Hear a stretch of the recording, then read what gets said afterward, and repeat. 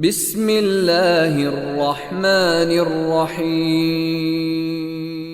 يا أيها الذين آمنوا كتب عليكم القصاص في القتلى، الحر بالحر والعبد بالعبد والأنثى بالأنثى، فمن عفي له من أخيه شيء فاتباع بالمعروف وأداء إليه بإحسان، ذلك تخفيف من ربكم ورحمة، فمن اعتدى بعد ذلك فله عذاب أليم. ولكم في القصاص حياة يا أولي الألباب لعلكم تتقون.